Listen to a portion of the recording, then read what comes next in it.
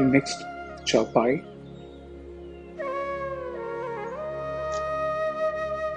साधु संत के तुम रखवारे,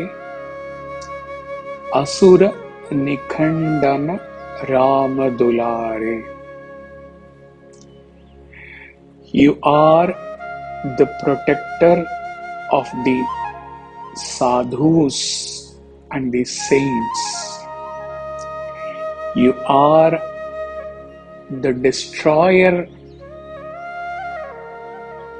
of wicked is the normal translation, but let us rephrase it as you are the destroyer of the wickedness.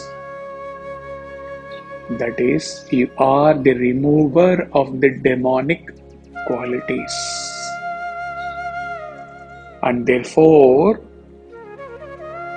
you are very dear to Lord Rama. Hanumanji protects those who are journeying on the spiritual path. Since the seekers are sincere and are making their best efforts, Hanumanji or the Lord comes to their aid, even though they may not ask him for guidance explicitly. He also guards those attainments in the spiritual path that have been already accomplished by them, so that they will not fall back, but will retain all that has been attained till now. In the Aurati of Hanumanji, we sing in the 5th verse, he killed Asuras with his left hand and protected the Devas with his right hand. Tulsidas ji says that Hanumanji protects the sages and destroys the wicked. This act of Hanumanji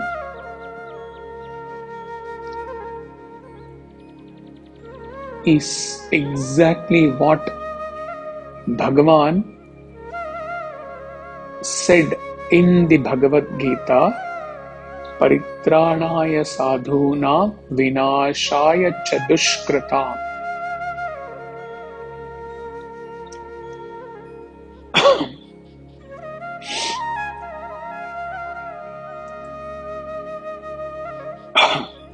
You protect the saints and slay the wicked. Asura nikhandana Rama dulare, writes Tulsidas ji. God comes to protect the virtuous ones and to meet the virtuous ones and to grant his darshan to the virtuous ones. Does God come to the world to perform Leela? Why does God come to the earth? There are 3 reasons why God comes into the world as per the Bhagavad Gita shloka. God comes to the world to help the virtuous, to remove the wickedness in us, and to establish Dharma samsthapanarthaya, to establish righteousness.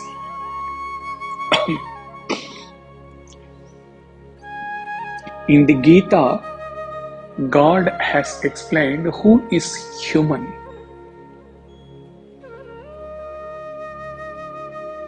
Someone will say the one who walks on 2 legs, has the body, has this is a man. But even a crow has 2 legs. Someone will say, the man who makes the world. Animals and birds also do the world. Then who is the man? In the Gita, God explained man. The Lord says, those who follow my path, that is, godly path, are human beings. It means that those who do not follow the path of God are not worthy to be called as human beings. Such is the description of a man by God.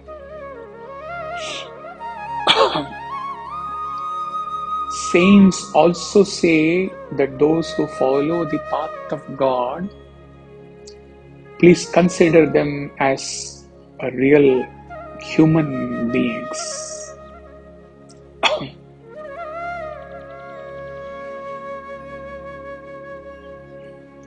Protection of the virtuous paritranaya sadhunam. Such protection is for sadhus, for the devotees like Prahlad, a great devotee of the Supreme Lord, even as a child. His father, Hiranyakashipu, the demon king, was so against devotion to Lord that he tried to kill his own son many times, but being protected by the Supreme Lord, Prahlada was never harmed. Yamraj, the demigod in charge of death, who wields the rod of punishment, informs his servants to never approach the devotees of the Supreme Lord, who behold all with equal vision,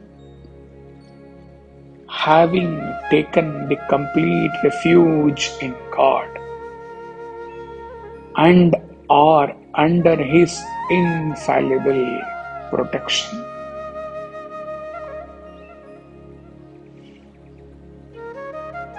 Sometimes it may so happen that the principle of truth may appear to stand defeated. Like the light is gone or defeated at night, but it does not mean that the darkness is effective. Even though there is darkness in the night, but the light is about to come in the morning. Similarly, the effect of truth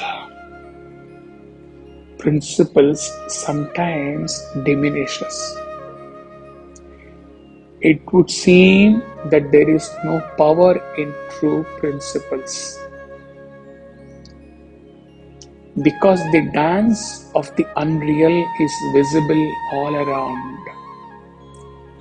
But in the end, Satyameva Jayate, the truth will prevail. Those who believe in this truth, another dimension to sadhus or saints, we understood those who are virtuous are the sadhus.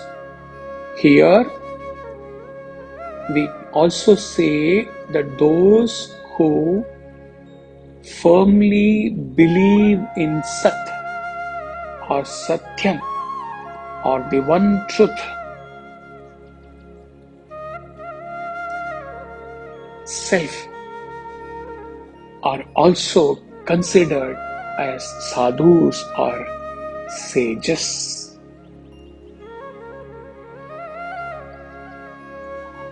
Just as those who believe in Sat are called sadhus, Similarly, those who carry the truth are called Sant or saints. Sadhu Sant ke tum rakhware. The one who believes in the truth is a sadhu. The one who spreads the truth across and serves the humanity with the teachings on truth is the Sant.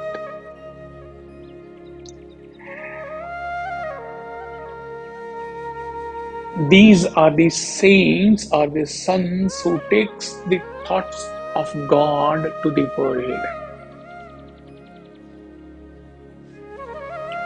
For what purpose did Lord Krishna manifest himself?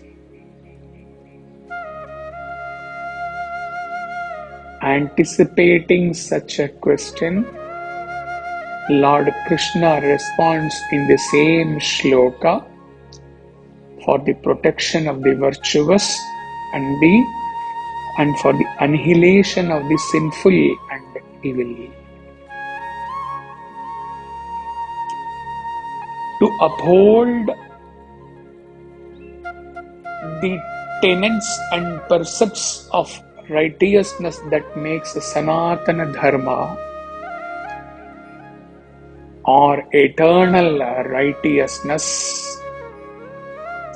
invulnerable. For this reason, the Supreme Lord incarnates from age to age. Sambhavami yuge yuge.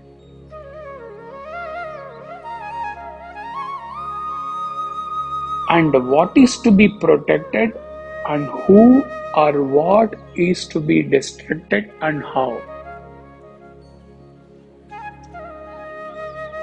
In this age, everyone is but a mixture of good and bad. All are not, no one is totally bad. There may be exceptions, but by and large, no one is totally bad, and definitely no one is totally good. Since everyone has a strong stick of wickedness also in him, if the Lord goes on destructing all the wicked,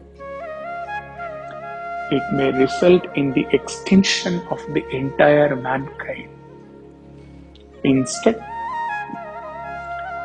Lord has chosen to wield the weapon of love or prema, destroying the wickedness in people.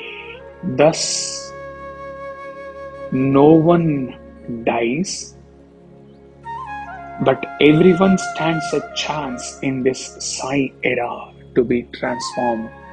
This is what he wrote in the commentary to this verse in the Bhagavad Gita blog theme.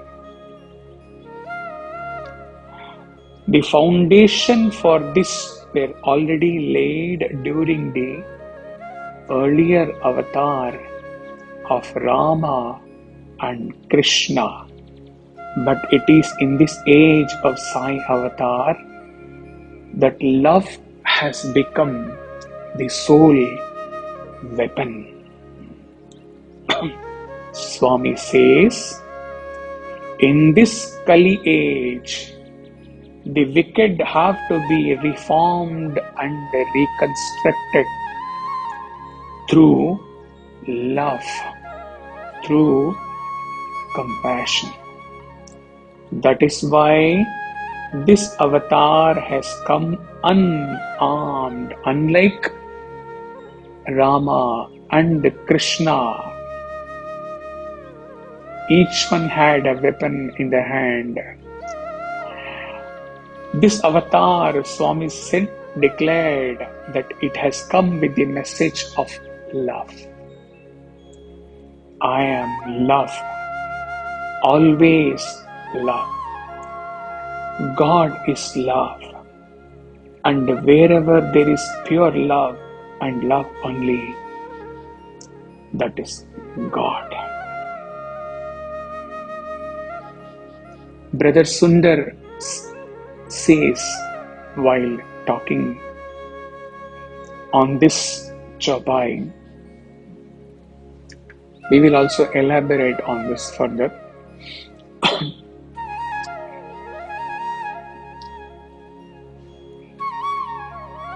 This, he says, Swami told the boys once, there was a time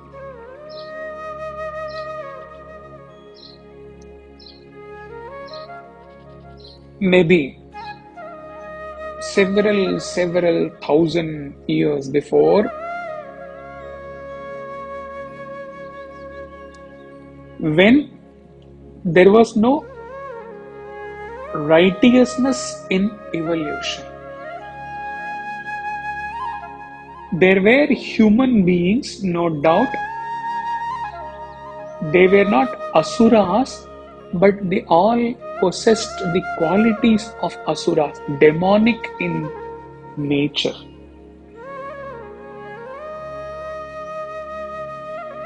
So,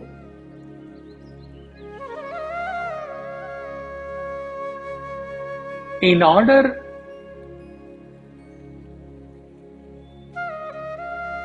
that the most demonic of all, almost asuras, are asuras like Ravana, like Kans,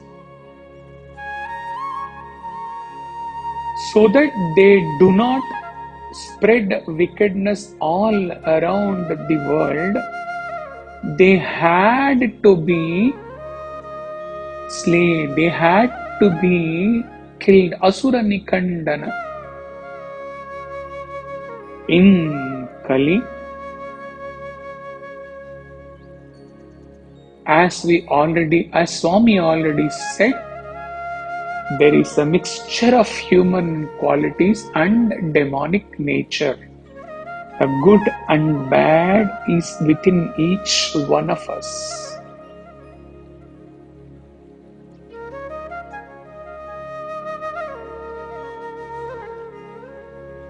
We may not be sadhus in the real sense or sant in the real sense, but we are sadhakas.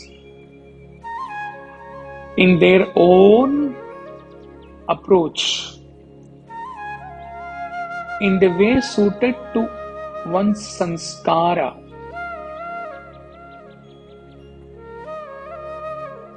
Most of us have taken up one path, bhakti or jnana or karma or raja yoga, or combination of some of them.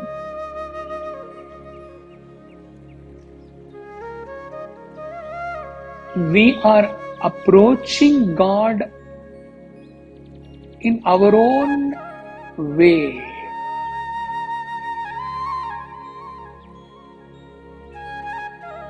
So, the sadhaka in us has to be protected by God, so that we ultimately transform to exist as Sant, as Sadhu.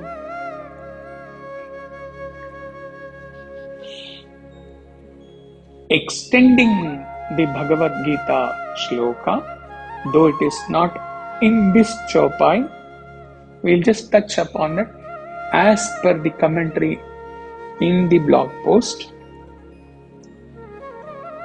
Sam Sthapana Arthaya Cha infers to establishing one's true nature. the Lord's divine nature assumes his divine form because Prakriti or material nature is understood as Swabhava. The word Sam has been used referring to that. The word Swa also refers Lord's essential Swarupa or transcendental nature, as Swabhava refers to the innate form or essence, and the creation is manifested by this essence, being the impulse of his will. And on his role in the mission of Dharma Samstapana Arthaya, Swami says, there is considerable change in human outlook that I have to bring about. No one can stop me or deter me from fulfilling these tasks for which I have come, namely the establishment of one unchanging truth Sat. In this task, you have a part to play. You must take a path by which you can see deep in my heart and experience the divine aspects of mine. How beautiful. And on Dharma, Swami says that true Dharma is to be immersed in Atmic bliss. In daily practice, when acts are motivated by the basic principle of Atmic reality, every act gets stamped with the seal of Dharma. We move on to Asura Nikhandana Ram Dulare. In the Sundar's words and a few places here and there, we have touched upon this already. We will elaborate this. A saint writes on this. On which part? Vinashaya cha dushkritam. When a fever arises in a body, it is a very painful and very unpleasant thing that is taking place. But it is a healing process.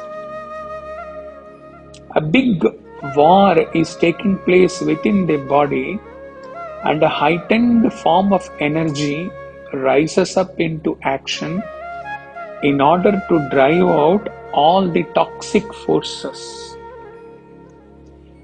In a war, sometimes the soldiers in the battle who drive out the toxic elements also die. The warriors do not always come back hale and hearty. Some of them perish. Okay. And when they die, there is a pus in the body. That pus is nothing but the blood corpuscles dying in the war for the sake of our welfare. Soldiers die for the nations. Nations survive. Soldiers die. In the same way, these poor white cells fought with the elements that came as toxins, and when the toxins were too powerful, like Ravana and Kumbhakarna, many of these cells die, sacrificing themselves for the welfare of the body. Similarly, the manifestation of God is with an ultimate purpose. It is not with an individual, motivated, localized purpose. God does not descend for your sake or my sake, or for this country's sake or that country's sake. There is no such thing as mine or thine for God. The total intention of creation, taken in its completeness, is the intention of God. He wants the health and the harmony of the entire creation in the same way as we want the health and perfection of the entire body. We do not want part of the body to suffer and part of the body to be healed by medical treatment. What is the good of it? If we partially are sick and partially healthy, we cannot be regarded as healthy at all. As a good medical practitioner, God takes the view that the entire body should be protected. It is not enough if only some limb is protected. And it is for the sake of the protection of the entire organism, which is the body, some part has to be eliminated. He will eliminate it, maybe by a cyclone, maybe some process. Vinashaya cha dushkrita. But God does not always come as a threat like a Narasimha. He can also come as a friend, as a well-wisher. Knowing me as the friend of all beings, you shall attain peace, said the Lord. A terror like Narasimha or a fearsome force like Bhagavan Sri Krishna, yet the kindest, most merciful, most adorable is the way incarnations come.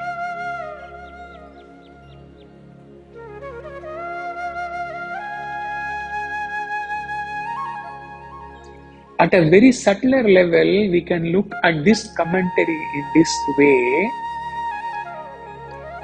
He said this, the monk said, for the healthy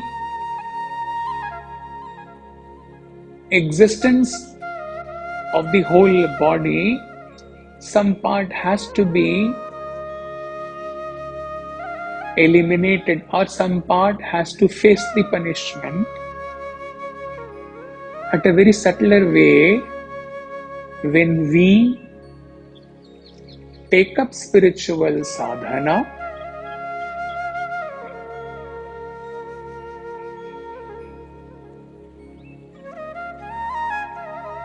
Lord puts us into lots of trials, lots of tests, lots of difficulties.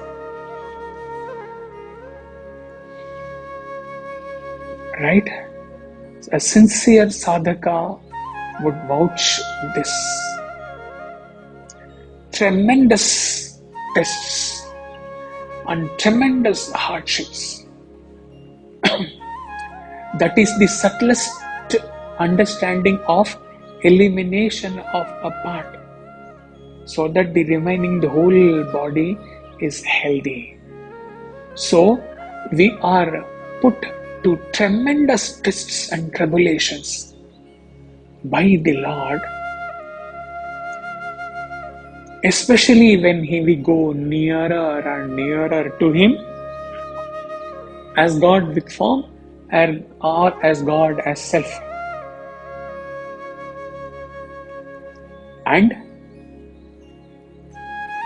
what is it when that saint says that something has to be removed?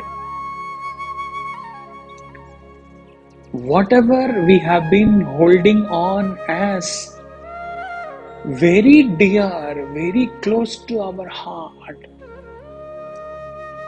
dearer than the dearest, the relationships, the wealth, the fame, even subtler things, all those have to be punished. All those feelings, all those instincts, all those desires, all those subtler aspects have to be killed, have to be slain, have to be removed from a sadhaka, a sincere mumukshu sadhaka, so that at the penultimate end, at the standing at the doorway of moksha, the sadhaka is rendered pure to the core, and he shines as spotless Niranjana, and the purity attracts purity. The purity God that God is also attracted by the utmost purity that the sadhaka has rendered himself or herself to be, and the purity that the God is gives the handless hand, and lifts this purity that the sadhaka exists as, and the merger of purity with purity takes place. How beautiful.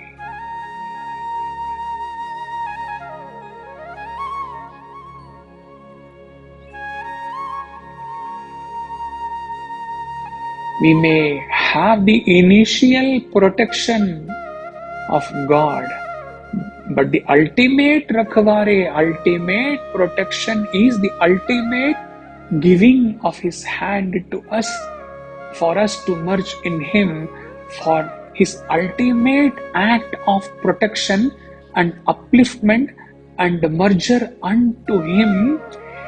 We have to rise in our spiritual sadhana to that level.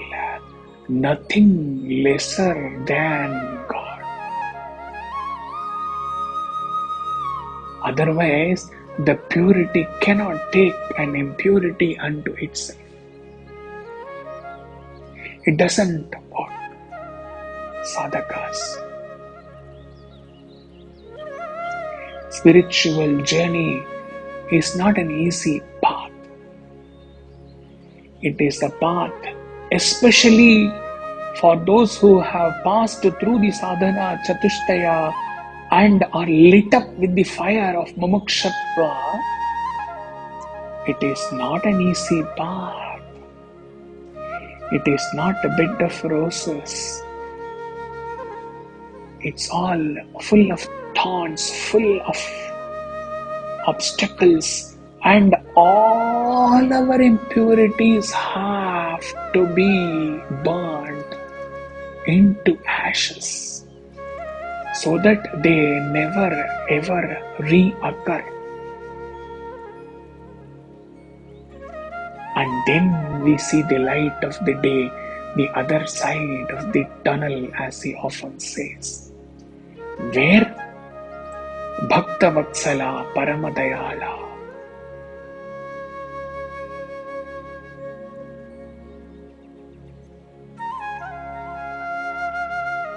Sadhu Sant ke tum rakhware, and we see the light of the day when the Lord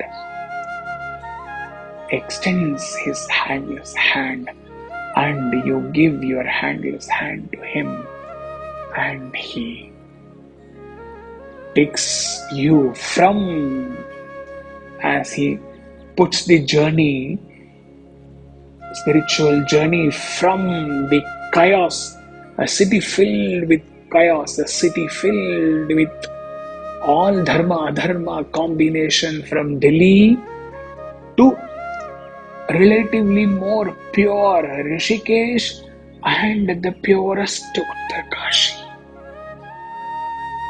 And He takes you from Delhi to Rishikesh, and then Rishikesh to Uttarkashi, and beyond Uttarkashi, Vaikuntha or Kailasha, or even beyond. Sadhu Sant ke tum rakhware.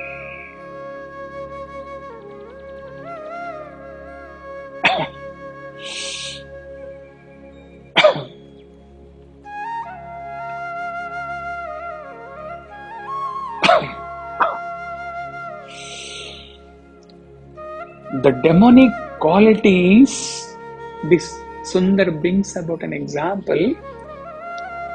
We left his part long back.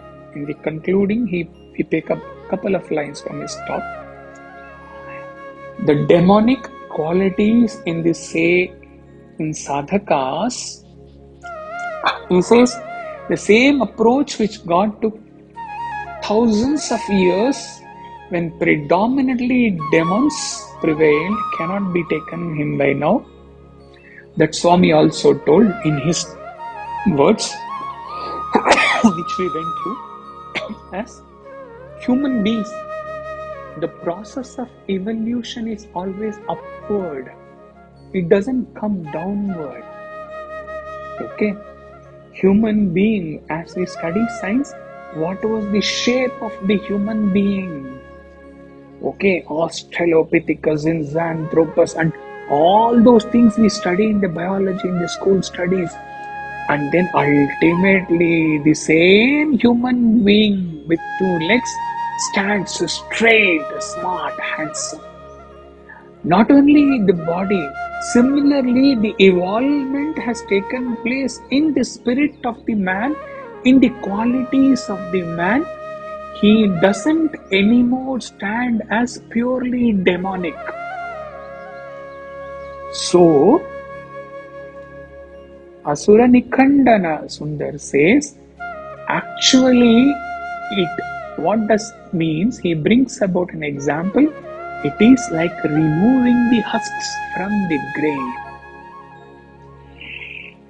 It is like removing the impurities within us, and in the path of jnana, the removing the ignorance and avidya in us that the world is real, and sustaining sustaining the truth within us, our true real identity, that we are Divya Atma Swarupas. That is the mission of the Sai Avatar.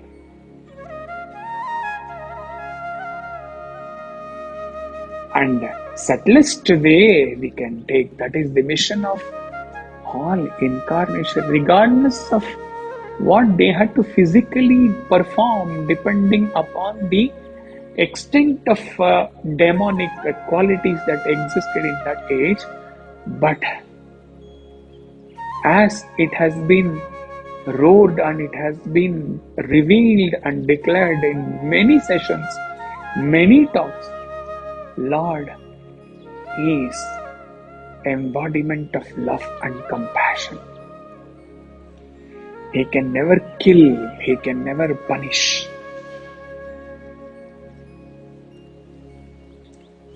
He can never cause that terror in us. He has incarnated to remove the apparent avidya. In another session, he told to a core sadhakas that there is nothing called avidya. Avidya is also a misapprehension. So apparently we have clouded ourselves with an identity of this jiva, with this body-mind intellect, and with the raga dvesha ityadi. Lord descends to us for the creation to ascend.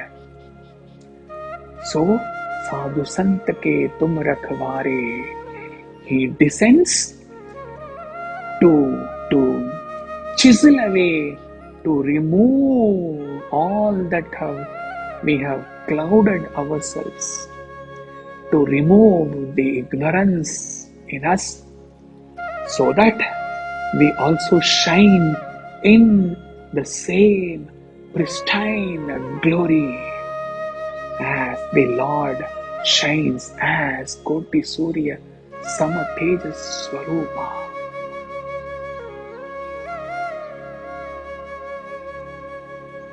Thus, Ramadulare Hanuman, who has already merged in Ram when he taught the three aspects to Vibhishana, and the final aspect when he said that when I am merged with Rama, then Tvam Eva Aham, I and he are one. Having become one with the Lord, he also makes us Ramadulare, he makes us dearer and nearer to Ram. Which Ram? Atma Ram, the self.